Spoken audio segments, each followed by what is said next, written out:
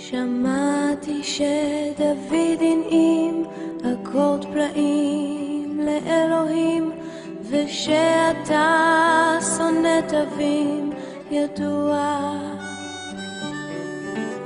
אקורד עגום ומסתורי, מינור נופל, מז'ור ממריא, ומלך מבולבל שר הללויה, הללויה, הללויה, הללויה, הללויה.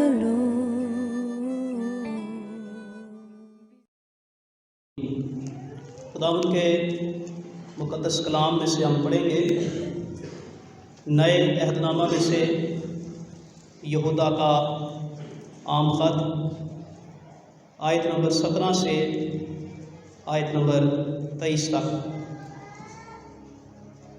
لیکن اے پیارو، ان باتوں کو یاد رکھو جو ہمارے خداوند یسوع مسیح کے رسول پہلے کہہ چکے ہیں۔ وہ تم سے کہا کرتے تھے کہ اخیر زمانہ میں ایسے ٹھٹھا کرنے والے ہوں گے جو اپنی بے دینی کی خواہشوں کے موافق چلیں گے۔ یہ وہ آدمی ہیں جو تفرقے ڈالتے ہیں اور نفسانی ہیں اور روح سے بے بہرا۔ مگر تم اے پیارو، اپنے پاک ترین ایمان میں اپنی ترقی کر کے اور روح القدس میں دعا کر کے اپنے آپ کو خدا کی محبت میں قائم رکھو، اور ہمیشہ کی زندگی کے لیے ہمارے خداوند یسوع مسیح کی رحمت کے منتظر رہو۔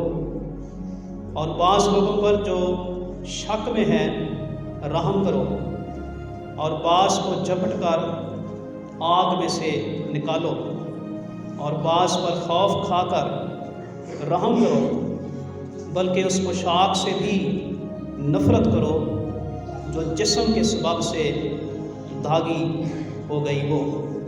خداوند کے پاک کلام کے پڑھے اور سنے جانے پر خدا کی برکت ہو، آمین۔ تشریف رکھیں۔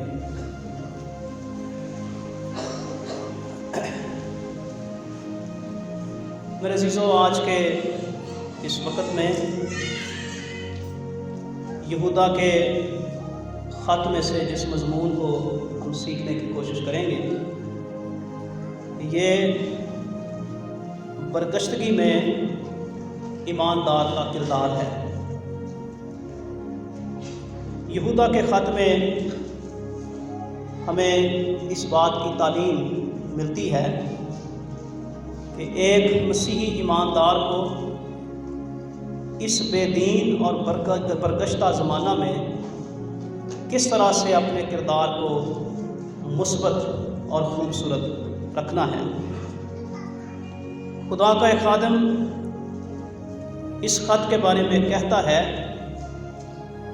کہ یہ خط چند سطور پر مبنی ہے، لیکن آسمانی فضل کے طاقتور الفاظ سے بھرپور ہے۔ جب ہم اس خط کی اس کے حجم کے بارے میں دیکھتے ہیں تو یہ پورا خط تقریباً 25 آیات پر محیط اور مشتمل ہمیں نظر آتا ہے، لیکن اس خط میں بہت سی ایسی خوبصورت باتیں ہیں جو ہر ایک مسیحی ایماندار کے لیے بڑی اہمیت کی حامل ہیں۔ یہودا کون ہے؟ اس خط کا مصنف، جس کے بارے میں بائبل مقدس کے مفسرین مختلف آراء پیش کرتے ہیں۔ میں اس بحث میں آپ کو لے جانا نہیں چاہتا اور نہ ہی ان باتوں میں الجھانا چاہتا ہوں۔ میں صرف وہ باتیں آپ کی خدمت میں رکھنا چاہتا ہوں جو ہماری عملی مسیحی زندگی کے لیے بڑے ہی اہم اور اہمیت کی حامل ہیں۔ اغلب رائے یہ ہے کہ یہ یہودا، جیسا کہ اس خط میں بھی لکھا ہے کہ یعقوب کا بھائی ہے، اور گزشتہ اتوار ہم نے یعقوب کے خط کا مطالعہ کیا، اور بہت سے بائبل مقدس کے مفسرین کا یہ خیال ہے کہ یہ یہودا یعقوب اور خداوند یسوع مسیح کا بھائی ہے۔ اس خط کا پس منظر کیا ہے، ماحول کیا ہے، حالات کیسے ہیں جن کو سامنے رکھ کر خدا کا بندہ مقدس یہودا قلم اٹھاتا ہے؟ یہودا کو برگشتگی اور بے دینی کی فکر تھی۔ مفاد پرست لوگ اور ان کی بے دینی دوسرے لوگوں کی برگشتگی کا سبب بن رہی تھی۔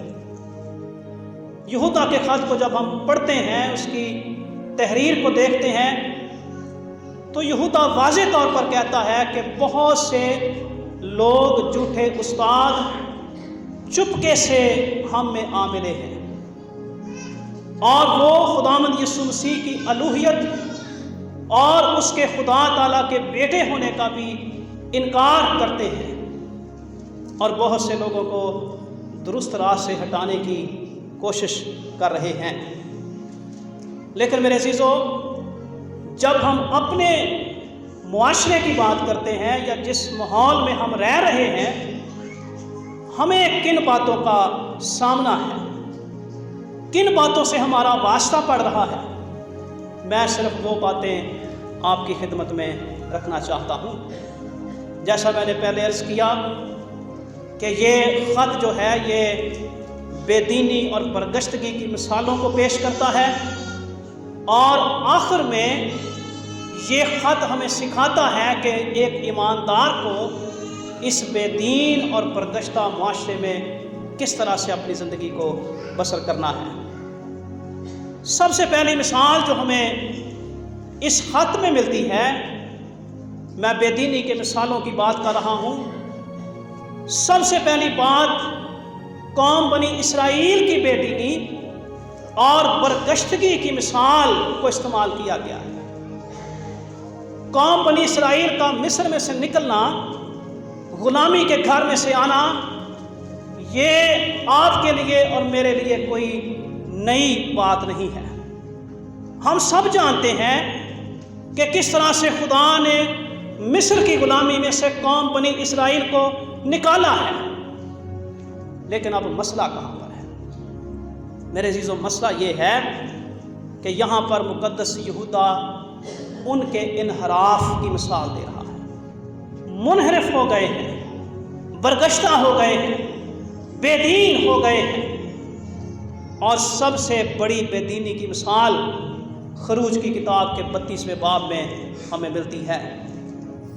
من حیث قوم بنی اسرائیل برگشتہ ہو گئے۔ جب موسیٰ پہاڑ پر گیا، اسے وہاں پر دیر لگی، تو ہارون سے کہنے لگے کہ وہ مرد جو ہمیں مصر کی غلامی سے نکال کر لایا، ہم نہیں جانتے کہ اس کے ساتھ کیا ہوا ہے، تو ہمارے لیے ایک بچڑا بنا دے، ایک دیوتا بنا دے، تاکہ ہم اس کی عبادت کر سکیں۔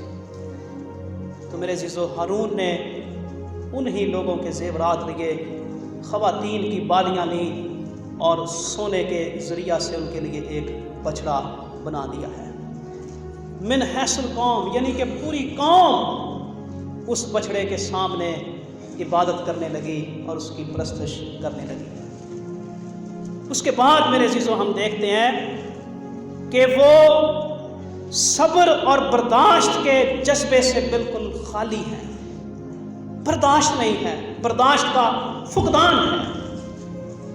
خوراک کے لیے بڑبڑاتے ہیں، پانی کے لیے شکایت کرتے ہیں، اور اس خدا کو بھول گئے ہیں جو خدا ان کو غلامی کے گھر سے نکال کر لایا ہے۔ میرے عزیزو، انہیں پہنچنا ہے ملک معودہ میں، یعنی کنعان میں، جو چند دنوں کا سفر ہے، لیکن ان کی اپنی بغاوت، اپنی برگشتگی، اپنی بے دینی اور خدا سے انحراف کی وجہ سے ملک معودہ میں پہنچنے میں ان کو کتنے سال لگ گئے؟ 40 سال لگ گئے۔ اور جو لوگ مصر میں سے نکلے تھے ان میں سے صرف یوشوا اور کالب بچ گئے ہیں، باقی تمام لوگ راستے میں ہی مر گئے، اور جو امت مصر میں سے نکلی تھی وہ وہاں پر نہیں پہنچ سکی، بلکہ آئندہ نسل کے لوگ ملک کنعان میں پہنچے ہیں۔ تو جب ہم اپنے معاشرے کی بات کرتے ہیں تو کیا ہمیں یہ بے دینی کی قسم نظر نہیں آتی ہے؟ لوگ شکایت کرتے ہیں، بڑبڑاتے ہیں، یہاں تک کہ لوگ بت پرستی کر رہے ہیں، بابا پرستی کر رہے ہیں، جادوگری کے گناہ میں پڑے ہوئے ہیں، اور یہ بے دینی ہمیں اپنے معاشرے میں نظر آ رہی ہے۔ دوسری مثال، خدا کا بندہ مقدس یہودا اس خط میں باغی فرشتوں کی مثال دیتا ہے۔ لکھا ہے کہ انہوں نے اپنے مقام کو قائم نہ رکھا، وہ اپنی حکومت کو قائم نہ رکھ سکے، بلکہ اپنے خاص مقام کو چھوڑ دیا۔ باغی فرشتوں کے بارے میں بھی بڑا اختلاف رائے پایا جاتا ہے۔ اس خط میں یہودا کس بغاوت کی بات کر رہا ہے، اس کے بارے میں بھی دو خیالات میں نے پڑھے ہیں، سیکھے ہیں، اور ان میں ایک خیال یہ ہے کہ یہ بات اس مقرب فرشتے کی جا رہی ہے جس کو خدا نے ایک خاص مقام دیا تھا، جس کو مقدس جروم نے لوسیفر کا نام دیا، اور بہت سے لوگ اس نام سے واقف بھی ہیں۔ یہ خدا کے بڑا قریب تھا، اس کے پاس ایک خاص مقام تھا، اور مقدس عیسیٰ نبی کے صحیفہ میں 14ویں باب میں ہم پڑھتے ہیں کہ لکھا ہے کہ اے صبح کے روشن ستارے، کیوں تو آسمان پر سے گرا دیا گیا ہے، تو کیوں زمین پر پٹک دیا گیا ہے؟ تو کہتا تھا کہ میں اپنے تخت کو خدا سے بھی اونچا بناؤں گا اور میں خدا تعالیٰ کی مانند بن جاؤں گا۔ دوسرا خیال یہ پیش کیا جاتا ہے، پیدائش کی کتاب کے 6 باب کے مطابق اکثر یہ سوال کیا جاتا ہے کہ جب ہم پڑھتے ہیں کہ خدا کے بیٹوں نے آدمیوں کی بیٹیوں کو دیکھا، ان سے بیاہ کیا، تو یہ خدا کے بیٹوں سے کیا مراد ہے؟ تو بائبل مقدس کے اکثر مفسرین کا یہ خیال ہے کہ یہ وہ فرشتے تھے جنہوں نے اپنے اندر بری خواہش کو جنم دیا، اور وہ اس خواہش کو لے کر انہوں نے انسان کی بیٹیوں کے ساتھ بیاہ کیا ہے۔ ایک لمحے کے لیے اگر ہم ان دونوں خیالات میں سے کسی ایک خیال کو بھی مان لیں تو دونوں خیالات میں ہی ہمیں بغاوت نظر آتی ہے۔ پہلی قسم میں گھمنڈ ہے، تکبر ہے، اپنے آپ کو بڑا بنانے کی خواہش ہے، اور دوسری قسم میں بری خواہش، شہوت پرستی اور نفسانی خواہشات ہیں، جسم کی خواہشات۔ تو میرے عزیزو، کیا ہمیں اس معاشرے میں یہ بے دینی نظر نہیں آتی؟ کیا برگشتگی کی ایک بڑی وجہ یہ نہیں ہے؟ بالکل ہے۔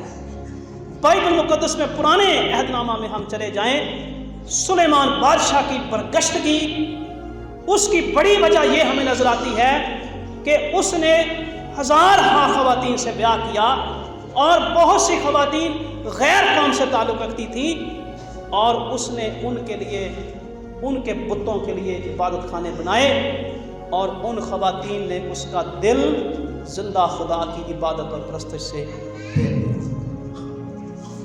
تو میرے عزیزو، یہ بے دینی، یہ برگشتگی ہمیں اپنے معاشرے میں بھی نظر آتی ہے۔ جب لوسیفر نے اپنا مقام چھوڑ دیا، اپنی خاصیت کھو دی، تو اب وہ کسی کام کا نہیں رہا۔ اس کا انجام یہی تھا کہ وہ آسمان سے گرا دیا جائے۔ میرے عزیزو، خداوند یسوع مسیح نے فرمایا، تم زمین کے نمک ہو، لیکن اگر نمک کا مزہ جاتا رہے تو وہ کس چیز سے نمکین کیا جائے گا؟ پھر وہ کسی کام کا نہیں سوا اس کے کہ باہر پھینکا جائے اور آدمیوں کے پاؤں کے نیچے روندا جائے۔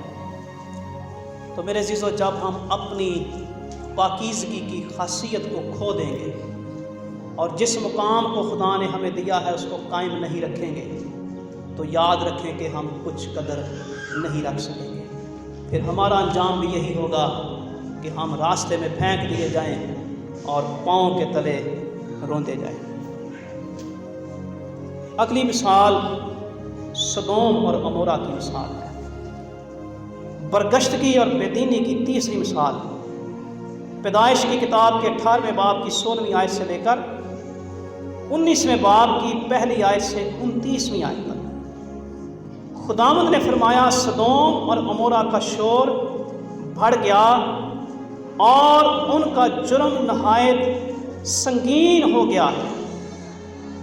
وہ خلاف تباہ غیر طبعی حرکات کے مرتکب ہوئے ہیں اور یہ حرام کار شہر ہمیشہ کے لیے آگ کا نشانہ بنے. سدوم اور عمورہ خدا نے ابراہیم سے کہا ان کی بدی کا شور بہت بڑھ گیا. میرے عزیزو جب ہم اپنے معاشرے پر غور کرتے ہیں ہمارے معاشرے میں آپ دیکھیں کس قدر یہ بدی بڑھ گئی, کس قدر لوگ خاص طور پر نوجوان اس آزمائش کا شکار ہو گئے. اس بے دینی میں, اس برگشتگی میں ایمانداروں کی حالت کیسی ہونی چاہیے. چوتھی مثال قائن کی راہ ہے. قائن آدم اور حوا کا بیٹا تھا. یقیناً اس نے خدا کے بارے میں اپنے باپ آدم اور اپنی ماں سے سنا ہوگا. وہ خدا کی عبادت بھی کرتے ہوں گے لیکن وہ اس راہ پر نہیں چلا. قائن کی راہ سے مراد صرف یہاں پر حابل کا قتل نہیں ہے. بے شک ایک بہت بڑا گناہ اس سے مرتکب اس کے ہاتھ سے ہوا ہے, لیکن قائن کی راہ میں بہت سی باتیں ہمیں نظر آتی ہیں. وہ ماں باپ کا نافرمان ہے, وہ خدا کی عبادت نہیں کر رہا, اس نے اپنے بھائی کو قتل کر دیا ہے, وہ حسد سے بھر گیا ہے, وہ نفرت کرنے والا ہے اور اس کے اندر قاتلانہ روح ہے. تو کیا ہمیں یہ بے دینی اور برگشتگی اپنے معاشرے میں نظر نہیں آ رہی؟ نوجوان بیٹے بیٹیاں بچے کیا اپنے ماں باپ کو عبادت کرتے ہوئے دیکھ کر بھی خدا کی طرف نہیں آنا چاہتے, نافرمان ہیں اور اپنے بھائیوں سے حسد کرنے والے ہیں؟ تو میرے عزیزو یہ جو بے دینی اور برگشتگی کی مثال ہے یہ بھی ہمیں اپنی دنیا میں نظر آ رہی ہے. پھر اس کے بعد بلعام کی سی گمراہی. بلعام کا ذکر گنتی کی کتاب کے 22ویں باب میں ہمیں ملتا ہے. قوم بنی اسرائیل کا نبی ہے. موابیوں کے بادشاہ بلق بن صفور نے اسے بلایا ہے کہ قوم بنی اسرائیل پر لعنت کر اور میں تجھے اس کے عوض بڑا روپیہ پیسہ بڑے انعام دوں گا. اسے تو خدا سے پوچھنا بھی نہیں چاہیے تھا کہ کیا میں جاؤں یا نہیں جاؤں, اس کا سوال ہی غلط تھا. اس نے خدا سے پوچھا کیا میں قوم بنی اسرائیل پر لعنت کرنے جاؤں؟ تو جب وہ چلا گیا تو میرے عزیزو دیکھیں کہ ایک گدی کی کہانی ہمیں نظر آتی ہے کہ خدا نے گدی کو بولنے کی قوت بخش دی. اور اس کے بعد یہ بات جو ہے یہ نئے عہد نامہ میں بھی اور تمام پڑھنے والوں کے لیے ایک سبق بن گئی کہ اس نے صرف لالچ اور روپے پیسے کے ہرس میں آ کر اس نے قوم بنی اسرائیل پر لعنت کرنے کی کوشش کی ہے. اس میں سبق یہ ہے کہ جب ہم خدا کے کام کو یا خدا کے گھر کے کام کو کاروبار سمجھ لیں گے تو یاد رکھیں کہ ہم بلعام کی راہ پر چل رہے ہیں. آپ دیکھیں موجودہ زمانہ میں ذاتی طور پر کسی کو کچھ کہہ نہیں سکتا کیونکہ ہر طرف ہمیں ایسا ہی نظر آ رہا ہے. پاکستان میں, پاکستان سے باہر ٹی وی چینلز ہیں, پتہ نہیں کیا کیا ہو رہا ہے, اور صرف بزنس, کاروبار. خداوند یسوع مسیح نے جب ایسے لوگوں کو دیکھا تو اس نے کہا کہ لکھا ہے کہ میرا گھر دعا کا گھر کہلائے, لیکن تم نے اسے ڈاکوؤں کی کھوہ بنا دیا ہے. تو میرے عزیزو میں اکثر ٹی وی پر بھی سنتا ہوں غلط تفسیریں, غلط الفاظ, غلط تلفظ, یہ سب کچھ ہمیں دیکھنے کو ملتا ہے لیکن صرف اور صرف اپنے لالچ کے لیے. یہ بلام کی راہ ہے، یہ بے دینی کی ایک مثال ہے، یہ پرگشتگی کی ایک مثال ہے۔ اور خداوند یسوع مسیح نے آج سے 2022 برس پہلے یہ کہہ دیا تھا کہ یہ ایک بڑا درخت بن جائے گا اور اس میں ہوا کے پرندے آ کر بسیرا کریں گے۔ دیکھیں آج پوری دنیا میں مسیحیت، کرسچینٹی سب سے بڑا مذہب ہے، لیکن بہت سے بے دین اور پرگشتہ لوگ اس بڑے درخت کے سائے میں آ کر بیٹھے ہوئے ہیں۔ اس درخت میں ہوا کے پرندوں نے اپنے گھونسلے بنا لیے ہیں اور اس میں بسیرا کر رہے ہیں۔ اس کے بعد ایک مثال ہے کوراہ کی مثال۔ یہ بڑی خوبصورت ایک مثال ہے۔ گنتی کی کتاب کے 16ویں باب میں پہلی آیت سے لے کر 35ویں آیت تک، اگر آپ بائبل مقدس میں سے اس حصے کو دیکھیں تو ہمیں موسیٰ کے ساتھ اس شخص کا ایک بڑا رشتہ نظر آتا ہے۔ صفحہ نمبر 141 پر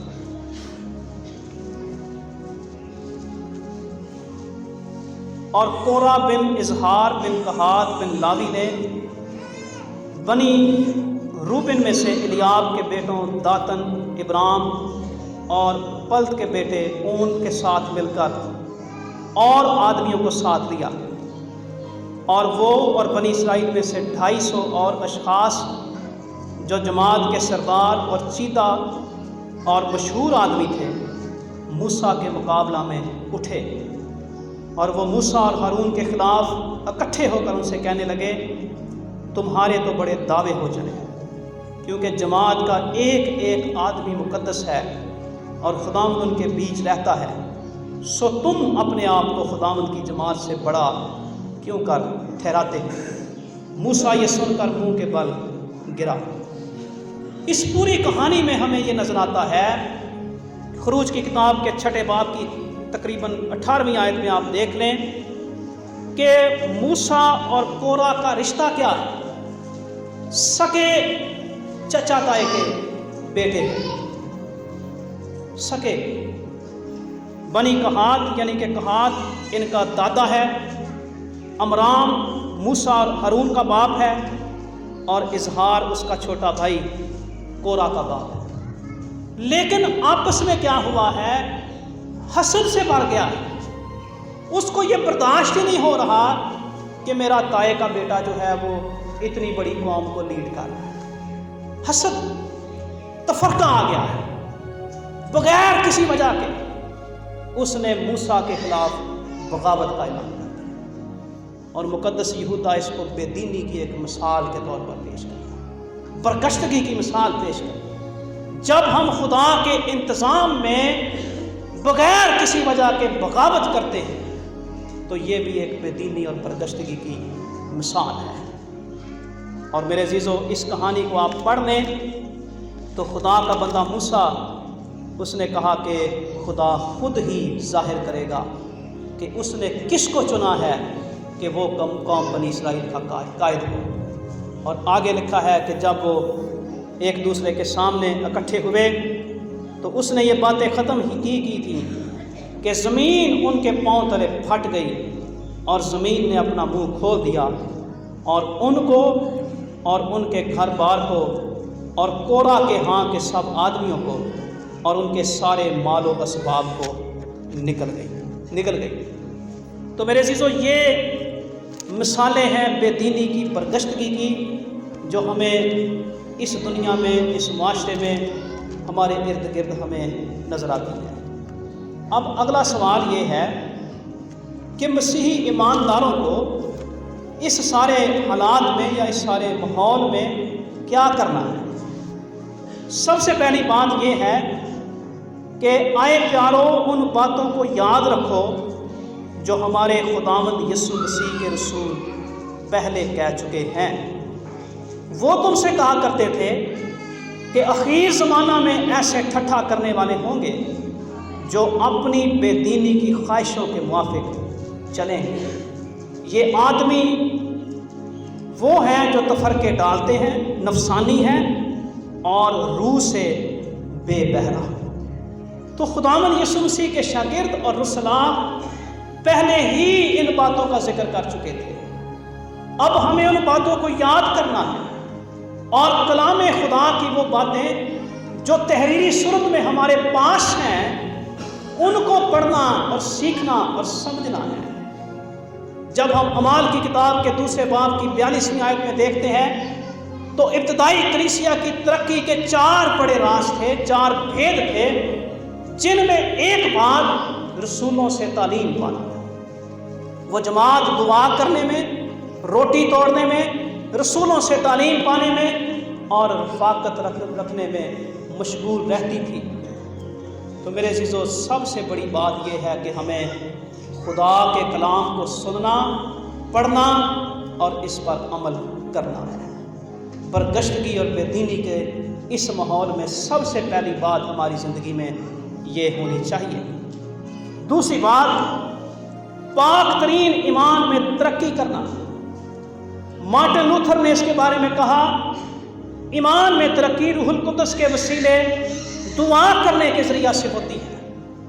بے دینی کے اس معاشرہ میں ہمارا جو بڑا عظیم ترین روحانی ہتھیار ہے جو ہمارے ایمان کو تقویت بخشتا ہے وہ دعا کرنا ہے۔ پہلی بات، کلام کو پڑھنا، سننا، کیونکہ لکھا ہے کہ ایمان سننے سے پیدا ہوتا ہے اور سننا مسیح یسوع کے کلام سے۔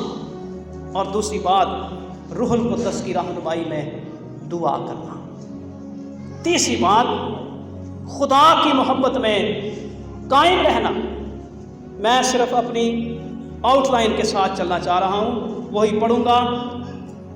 خدا کا ایک خادم کہتا ہے کہ خدا کی محبت میں قائم رہنا کس طرح سے ہے؟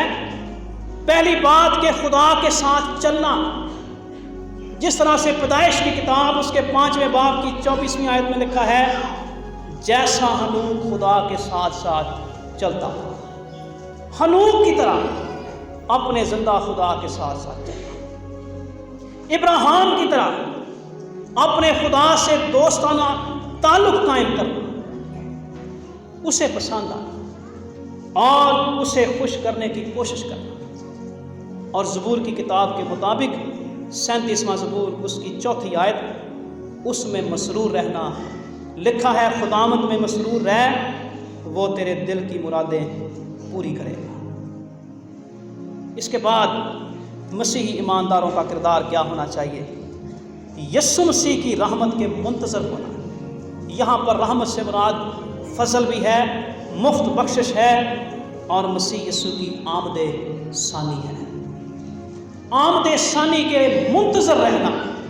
اور جب میرے عزیزو ہم اس دن کے منتظر رہیں گے، خداوند یسوع مسیح کے ظہور کے آرزومند ہوں گے، تو یقیناً اس بے دین اور برگشتہ معاشرے میں ہماری زندگیاں بہتر سے بہترین ہوتی جائیں گی۔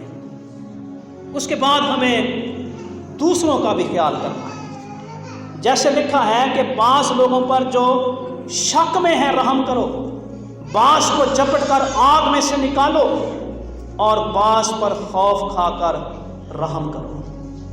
تو میرے عزیزو، ہمیں ارد گرد دیکھنا ہے، جو اس حالت میں ہیں، جو سدوم اور عمورہ کے لوگوں کی طرح بدی بدکاری میں پڑے ہوئے ہیں، جس طرح سے سدوم اور عمورہ کے شہروں کو آگ اور گندک سے بسم کر دیا گیا، یاد رکھیں کہ ایسے گناہ کرنے والے آگ اور گندک کی جھیل میں ہوں گے، ان کو جھپٹ کر اس میں سے نکالو۔ جو کورہ کی طرح بغاوت، مخالفت اور انحراف میں پڑے ہوئے ہیں، گنتی کی کتاب 16واں باب اس کی 35ویں آیت میں لکھا ہے، 250 آدمیوں کو آگ میں بھسم کر دیا، وہ آگ میں ہے۔ اور اسی طرح سے میرے عزیزو، ہمیں بہت سی ایسی مثالیں، اور خاص طور پر ان لوگوں کی مثال جو باغی فرشتوں کے بارے میں کہی گئی کہ وہ دائمی تاریکی میں قید میں رکھے گئے ہیں۔ یاد رکھیں کہ ایسی زندگیاں جو اس طرح سے بسر ہو رہی ہیں وہ اندھیرے میں ہیں، تاریکی میں ہیں، اور آنے والی زندگی میں بھی ان کے لیے ابدی ہلاکت اور غضبناک آتش ان کا انتظار کر رہی ہے۔ آخری بات لکھا ہے، اس پوشاک سے بھی نفرت کرو جو جسم کے سبب سے داغی ہو گئی ہو۔